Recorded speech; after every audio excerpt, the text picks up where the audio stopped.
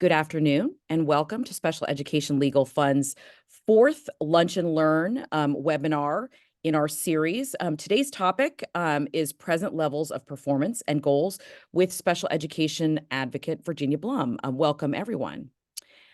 Before we begin, I'd like to extend a special thanks to our corporate sponsors, without whom this and so much else of what we do is just not possible. At the platinum level, I'd like to thank WealthSpire Advisors. At the gold level, Winston Preparatory School. At the silver level, we have several sponsors: American School for the Deaf, Chapel Haven Schliefer Center, Eagle Hill, Fusion Academy, and Villa Maria School. And at the bronze level, we'd like to thank our sponsors, Shrub Oak International School, the Pinnacle School, and Spire School. Thank you all very much for your support of SELF and this webinar series. For those of you who are joining us, just a little commercial about what we do. Special Education Legal Fund is a nonprofit organization founded in 2018 to provide resources, knowledge, and support for families in need with children in the special education system.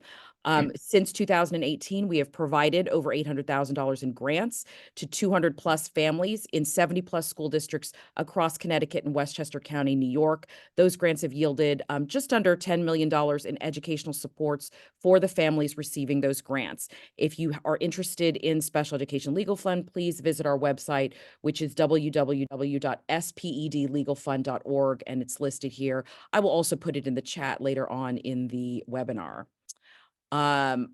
Another thing I wanted to mention is that our legal assistance program and advocacy support program are currently accepting applications. Legal assistance is for attorneys. Advocacy support is for advocates. The legal assistance program is a $6,000 grant.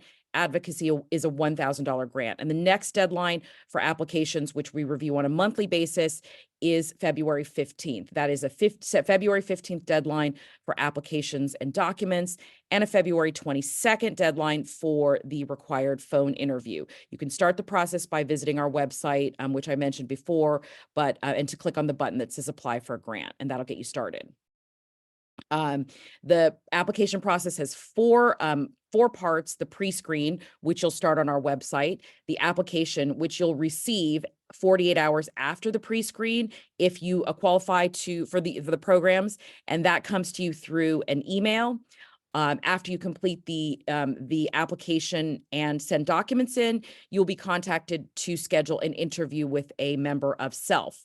We notify all applicants to these programs by the end of the month in which they apply, which for February is the end of the month, February 28th or 29th, around about there.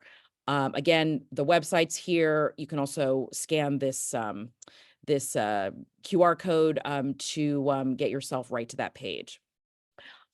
Our last Lunch and Learn is on February 27th. It's been a great series, super informative and helpful with Virginia. And our last Lunch and Learn is going to be at noon on February 27th. The topic of that will be preparing for the annual review meeting. You can sign up for that, as well as all of our other webinars, by clicking on this QR code, or not clicking, scanning, I guess, or through the channel through which you applied or you registered for this program, for this webinar.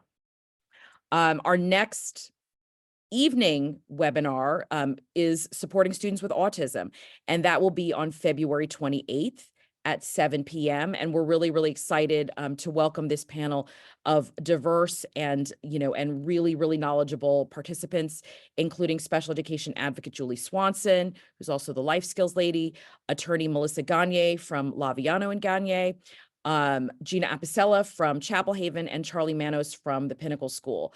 I love this webinar, particularly because I have a child on the autism spectrum, and also because Julie and Melissa are fellow warrior moms. Both of them are parents to an adult child with autism, and they have really particular insights and knowledge that I'm thrilled that they'll be able to share with you. And welcome, Virginia. I'm not going to read Virginia's bio, but Virginia also is a fellow warrior mom who took her experience and channeled it into her special education advocacy practice, of which she is a tireless advocate for children and for families in the Connecticut area.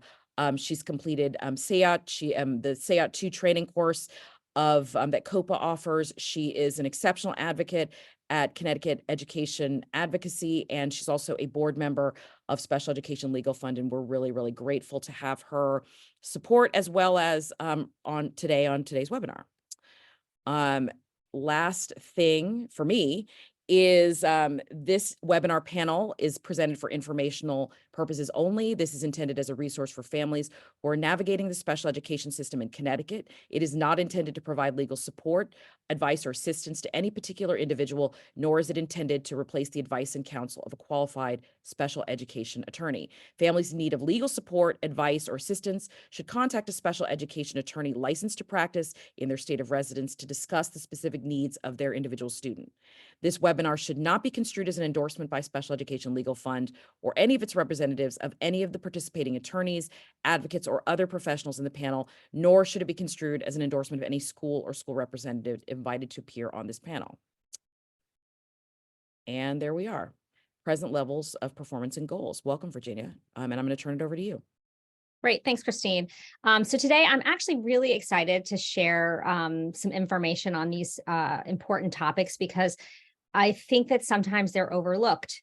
Parents often come to me and say, I want my child to have more services, but the way to get that is through really paying attention to the present level of performance and to your child's goals. So I wanted to start with present levels of performance. This is, in my opinion, one of the most important elements of your IEP. It is a detailed description of your child's current abilities, and it should be updated annually. If you have a Connecticut IEP, every section has, if your child struggles with reading, it will start with what are the present levels, what are the strengths, and what are the concerns. So that is where you find that in the document, and you need to read it about every area that is opened, that is being helped by your child's IEP. Next slide. So why is this important? The present level serves as the baseline or starting point for the IEP. The first step in kind of understanding your child's profile is identifying all areas that need support and specialized instruction. And every weakness or concern that is identified has to have a goal that addresses that specific issue. So a lot of times if I sit in a meeting and we're at the annual review or we're developing a new IEP, the team kind of like skips over the present levels and goes right to goals and objectives. And that's sort of like starting at chapter 2 of, a book instead of the preface in chapter 1. That's not how we do it. We don't backfill or put in what the present levels based on what goals they write. We start with what are the strengths, what are the weaknesses, and what can this child, what does the testing say about this child? So, if you're in a meeting and that happens, bring up, well, can we talk about present levels first? Or I've read the present levels, I'd like to add this information. Next slide. So what is included in your present level? There's always a section for parent or student concerns. And you should know that your voice matters, and this is your child's educational record. So if you are concerned about something, if you see something that is a problem that's at home or carries over in the grades or daily living, anything, it's your opportunity to share that with the team. Current performance. This is not just like I sit in meetings and they say, let's talk about the kids' grades, especially in middle or high school. But that's not the only thing that we want to talk about in current performance. It's any standardized and relevant evaluation score, it's observations, it's progress monitoring data, it's social development, it's daily living development, so anything that is happening in your child's life is relevant in terms of discussions on present levels. So it's performance in all settings, academic, social, physical, motor. There's then, after you have that baseline, you talk about what the student's strengths are. The strengths are important because we can use the strengths to help support the weaknesses. And then the area that I tend to focus on a lot is, what does the team think are the students' weaknesses? Because as I shared, anything that I mention in the weaknesses has to be supported with a corresponding goal or objective. So if I can make the present level concerns robust and descriptive, then I can ensure that the goals will be more detailed. And then the last thing is an impact of how these concerns inhibit the child's ability to access their education. So, if you have a child that has a diagnosis of attention deficit disorder, maybe it's the attention. If you have a child that has dyslexia, it's the learning disability. Autism can be the social skills. So, you really do want to read all of that, because a lot of times you'll have a child that has a couple of issues, but the reason the school team has said that they are having trouble is based on attention, and you think it's based on the fact that they have a reading learning disability. So you should read all of that and make sure you're in agreement with it. Next slide. Academic and functional performance areas. So I wanted to mention this because in the new CT SEDS document, the school team controls what areas they sort of open up to the parent for what areas that they're going to work on. And, sometimes they don't open up all of the areas that they have the ability to open up. So in the old platform, the parent could actually see the areas. In the new one, it's I think more limiting. So please know that these are the areas in the current CT SEDS program that you could have a goal, a present level that could help your child. There's academic areas, reading, writing, math. If sometimes if you're in preschool, lower, you're younger, I see pre-academic skills as an area.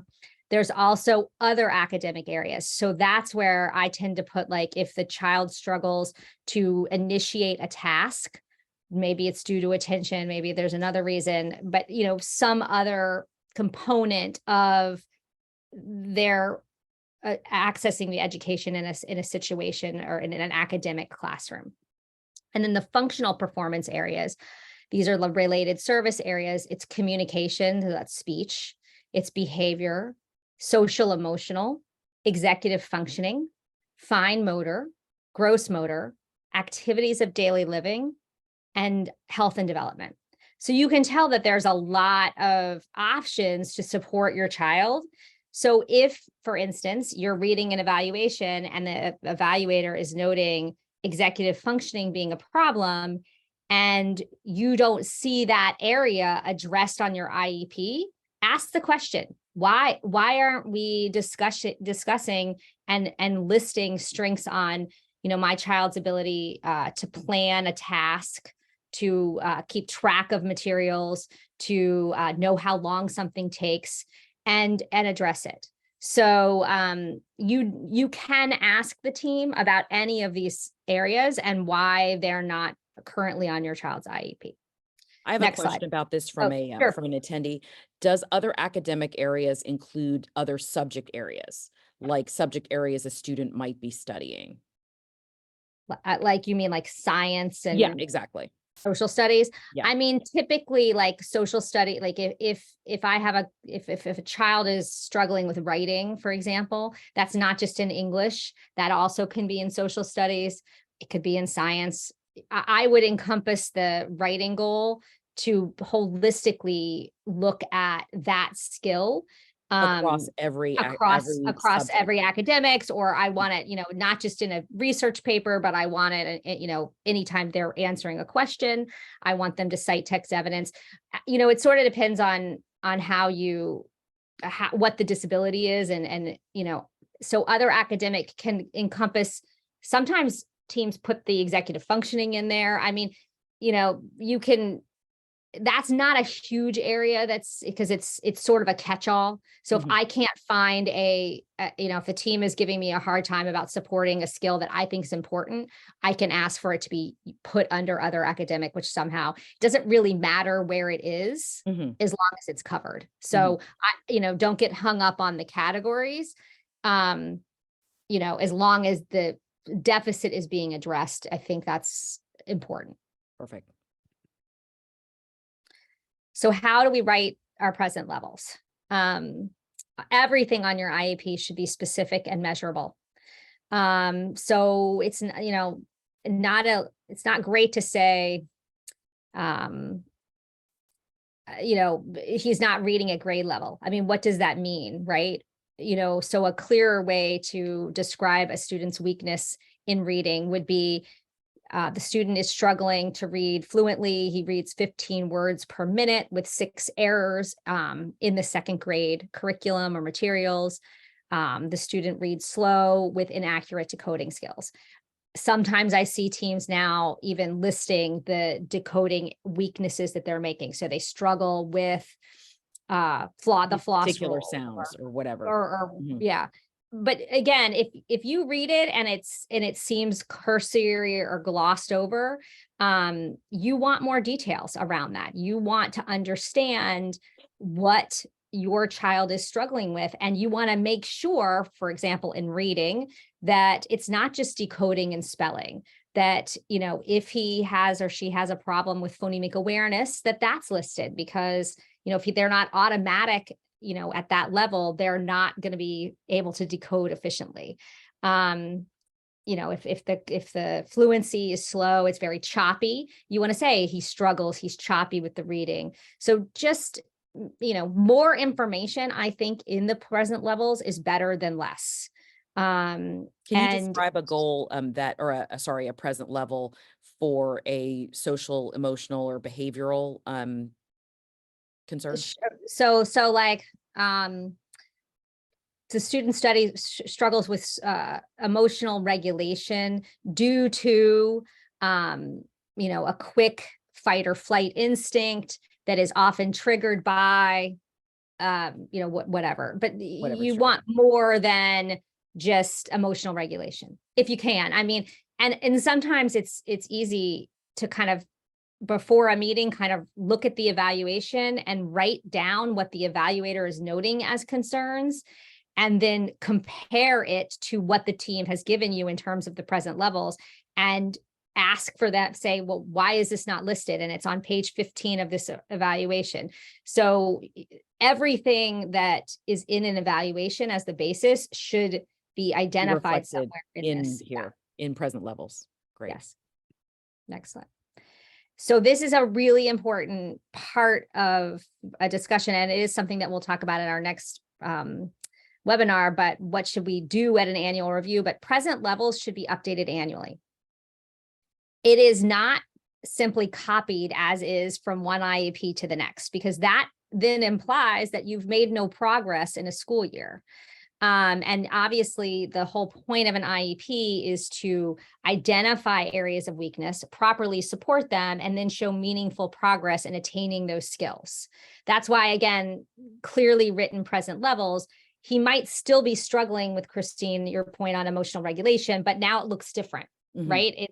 It's a little bit better. He's built up some coping skills. Right. So if you give him a 5-second delay, he might be able to kind of, breathe and navigate it. And I just said this at the top, but present level performance should not be filled in after the team writes the goals. And I do feel that's a common mistake that a lot of teams get bogged down or want to just jump to. And, again, I find it really easy to send a team an email before the meeting saying, here's all my concerns that aren't captured in present levels, please, so that we can kind of move that conversation along and forward. Next slide.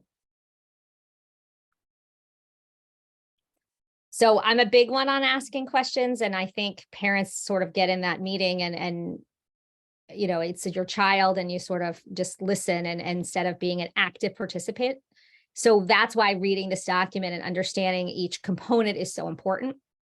But if the team starts to, let's talk about progress and talk about proposed goals, why aren't we discussing present levels? Like, that's a great question. If you're confused by the test score, or if the team takes off the testing, why did they do that, and put it back on? Because if I'm a new teacher and I'm picking this IEP up for the first time and it doesn't have the evaluation numbers on it, then Where am I going to?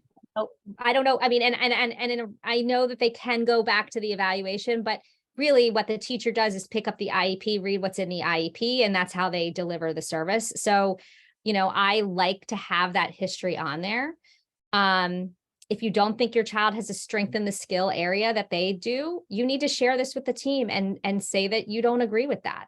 And that can be in your parent section. So if the team says that they're independent in editing skills, but at home you have to sit side by side with them and look at punctuation, then that's not independent. So, and it's not across settings. So, your opinion matters, and I would put that in there. So, please do read that and ask questions about it and offer other areas that you think need to be supported. Next slide. So that's sort of present levels. And then we get to IEP goals. So goals focus on helping your child succeed and learn critical skills. They meet the child's academic, developmental, functional needs that results from the disability or disabilities. They enable the child to make meaningful progress in acquiring skills.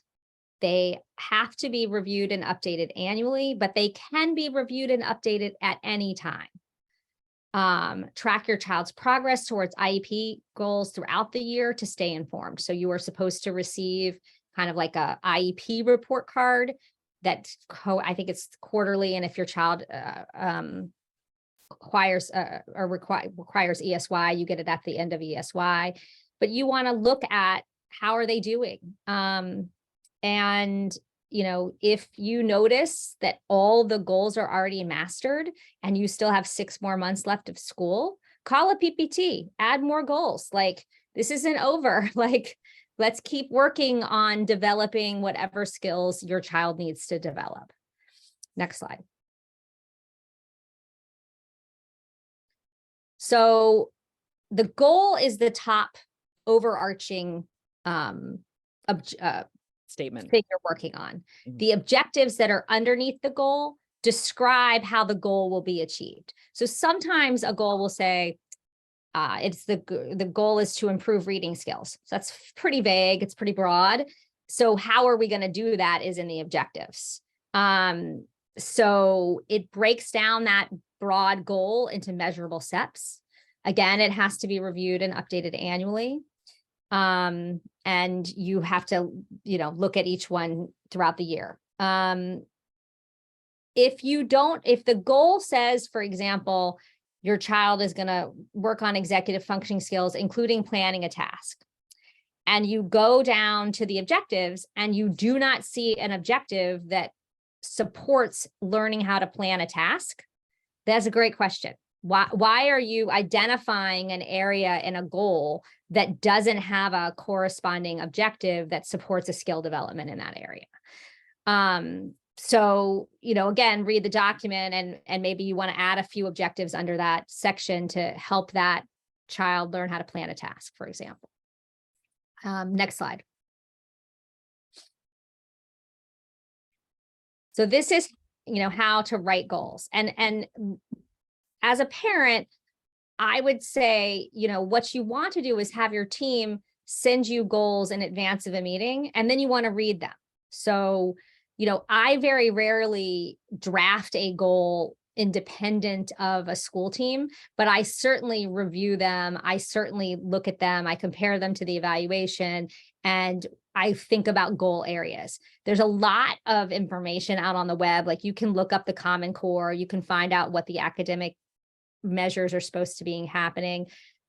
You also know because you look at the homework that's coming home, or you look at the way your child's playing or socializing, or the language development. So you can, if the child is struggling with articulation and not saying all the sounds right, and they're in 3rd grade, that's a problem. Let's think about how to support that. So, but overall, how to think about writing a goal is a goal has to be specific.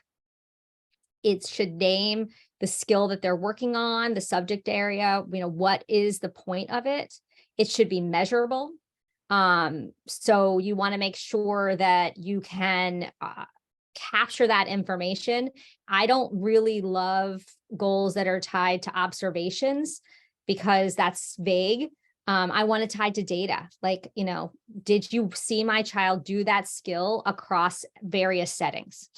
Can my child read, a CVC word, consonant, vowel, consonant word in a small group, in an isolated thing, but can they also then read it in a book that is got that same word in it? So he's generalized that skill over in a book, in a reading area. So is it attainable? Is it realistic for your child? So like, again, if your child is in 4th grade, but reading at a 2nd grade level, probably not going to make, measurable progress to get him up to grade level. But can we close that gap? So can we, make a year and a half up, or, can we increase these 5 skills so that we're attaining, progress and meaningful progress over the course of the year? The goal clearly lays out what your child will do to accomplish it. So it's results oriented and it's time bound. It tells you the time frame in which your child will achieve this and how often progress will be monitored and how. So, again, when you see something like 3 out of 5 opportunities, do the math. That's 66%. Like that's, if chance is 50-50, I don't know if 66 is the right number. I set my goals to 80%, 4 out of 5 opportunities across multiple settings for generalization. If it's a reading goal, decoding, I want them to not be missing 80% of the words because that's not really reading. So I'm looking at a higher percentage there. But all of those things are questions that you can ask about in a meeting. Why did you set it to the 3 out of 5? By my calculation, that's 66%. You really don't think we can get to 80%? Maybe we need to scaffold it. Maybe we need to look at prompt levels, and fade that and make sure that the foundation is strong. So just pay attention to all those areas. And if you're confused, ask a question. They need to tell you about it. Next slide. So this is, kind of a common framework. I know the CT SEDS system now, when they're writing objectives, I think they all have to start with the word given. So some of this, you might buy is the same thing as given. But anyway, if you're thinking about a flow chart and how to write a goal, it starts with the time frame. So by the next IEP year, it could be shorter than that window. Depending on, if I'm scaffolding, that I want to build the first step in 3 months and the second step, after I finish that objective, I'm going to move on to a harder one. The student, so it will name your child, and what they're going to do. It should include what setting. So if it's a social skills and they all are in a small group setting, that is a problem, because great that we can start with my child making, saying hello in a small group, but we need to increase that skill so that he says hello in a larger group, that he says hello when he's, walking in to introduce himself, the first day of school, or to the bus driver. So, that would be an area that I would say, well, how are you generalizing? How are you ensuring that this child can make a greeting and knows when it is appropriate to make a greeting across multiple settings? So just watch that. It's really easy to add that language of, across a structured and unstructured setting. Measured by, how will it be measured? Will the teacher report it? Is it data collection? Is it observation? How are we going to know that the skill has been, that we can master this skill?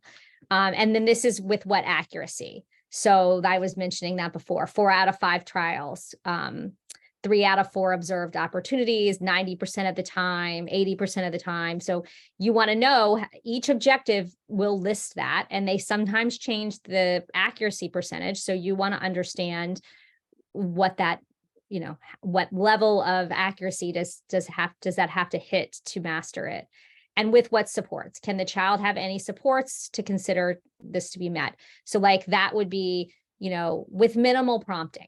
Well, I would argue, I don't know what minimal means. What is minimal? Is that 2 to 3 times, or is it 4 to 5 times? Or is it he started out with 5 and has made progress because he's only now needing 4 prompts. So we've mastered this goal. So again, language matters, be specific, fading that prompt to independence, or 1 prompt for attention only. If you've got a significant child that has a lot of attentional issues, might be appropriate. So I'm not prompting for content. I'm not giving him the word, but I'm just saying, hey, pay attention.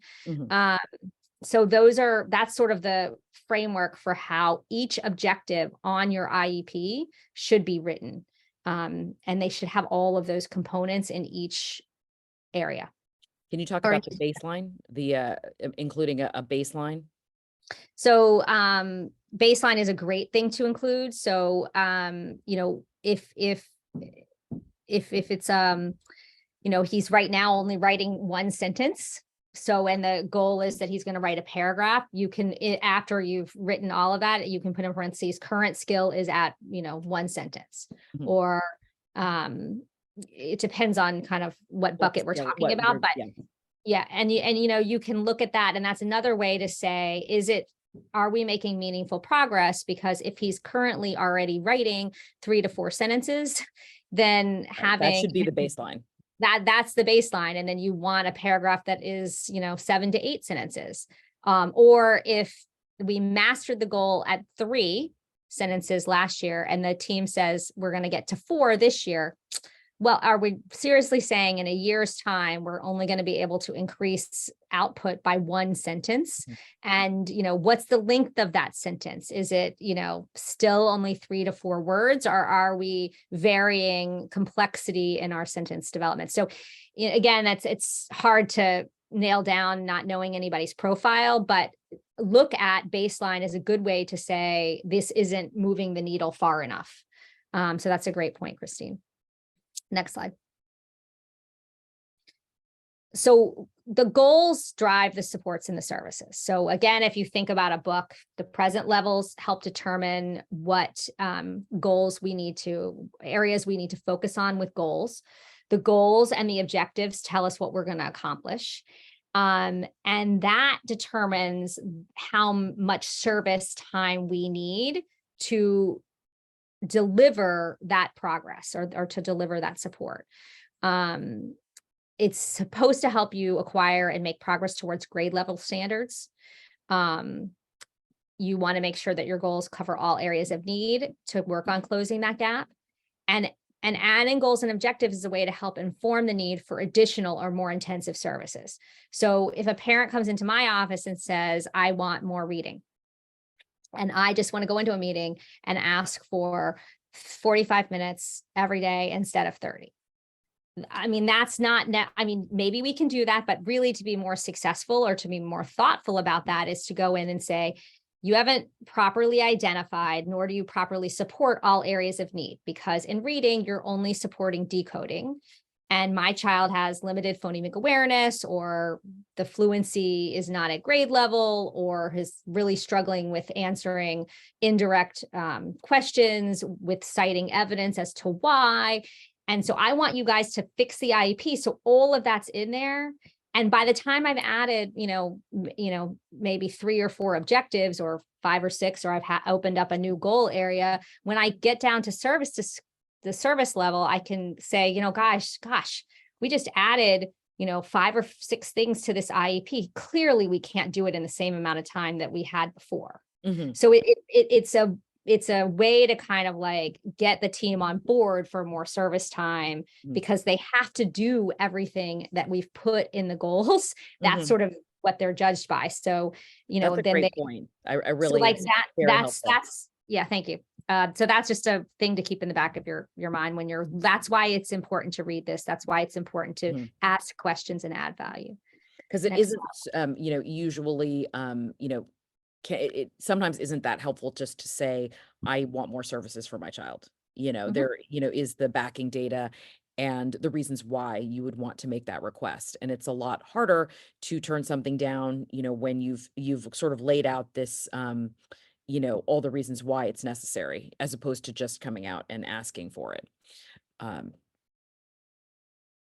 My favorite slide, asking questions, read each goal and objective. If you don't understand what it's saying, ask them to explain it to you.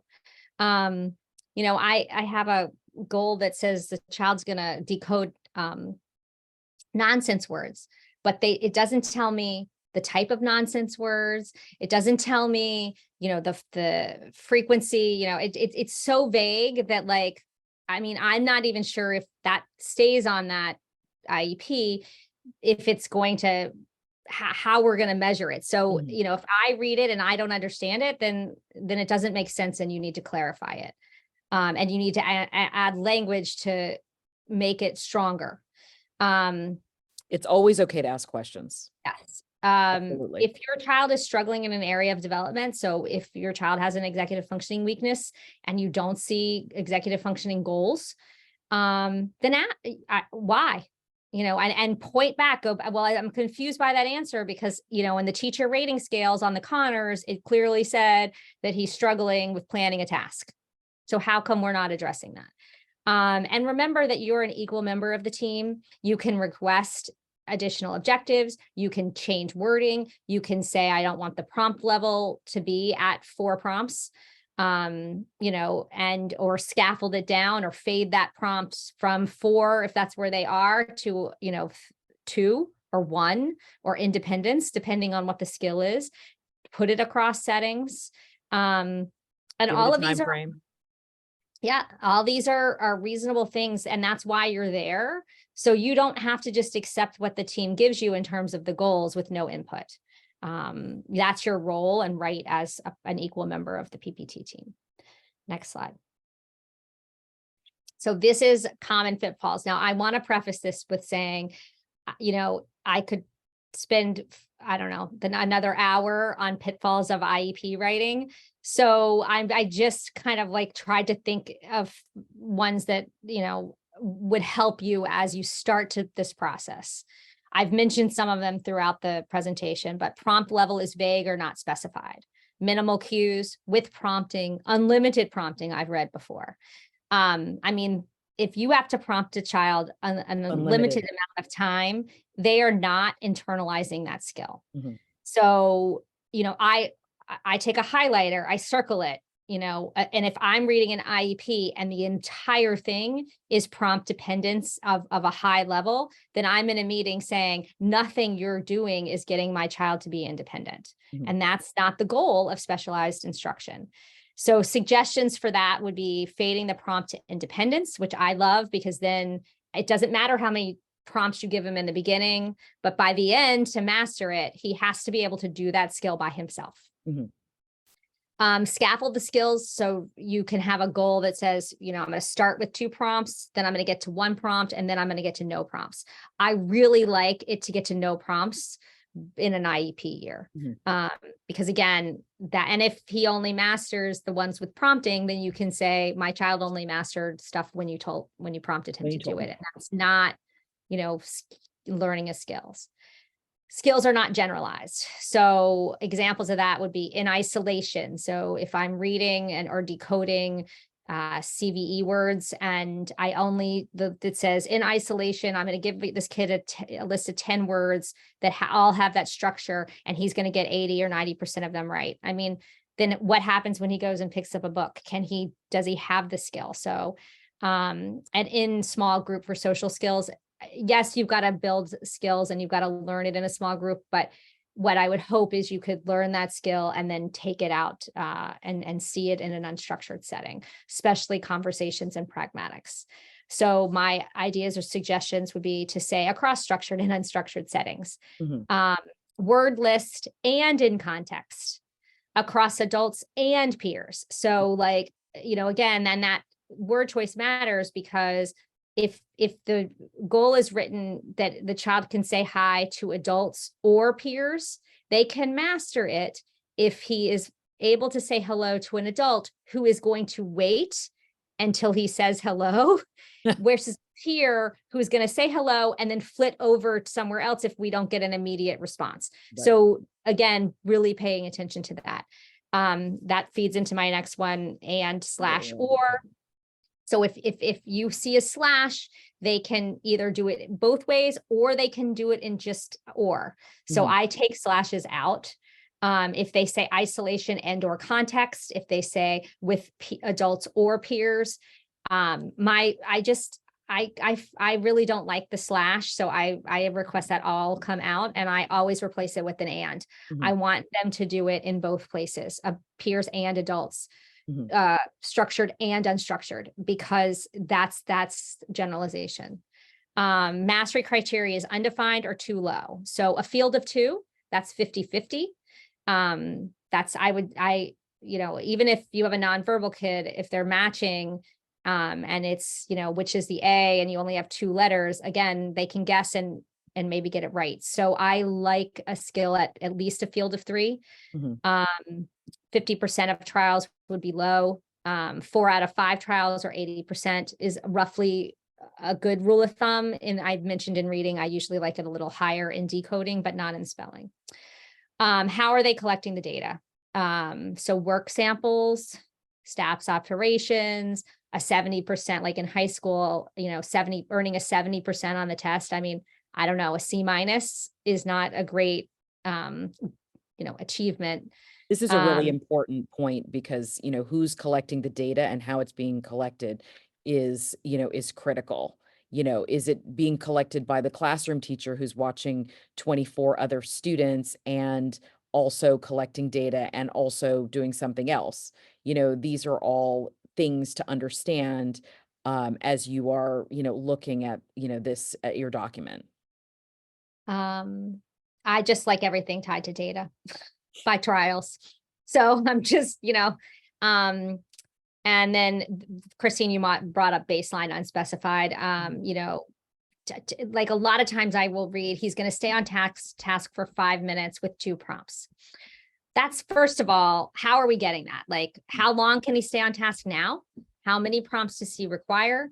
Let's increase that over 25% over baseline, or, with another, can we get to him completing the task, which would be the ultimate goal. It depends on how long and involved the task is. So like in a, elementary setting, getting them to complete the task is appropriate. Sometimes in a middle or high school level, that might be too involved.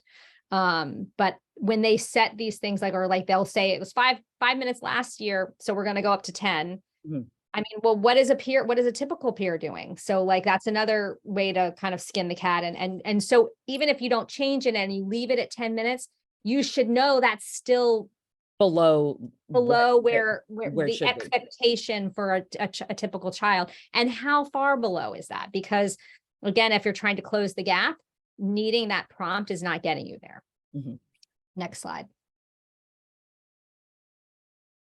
I had a question actually from the audience. What aspect of the IEP where would we set a goal for task completion? I put, you can do that under other academic. You can do that under executive functioning. Oh, good. Well, that was it. So lots of places you can put that there. And duration of task can be the next one. So task initiation, I want him to ask a question, or I want him to start the task. And stay, completing the task till it's finished without prompting, or, again, lengthening the duration of time that he is able to stay on task, is important. Perfect. Well, Virginia, thank you so much for this really, really informative, and interesting,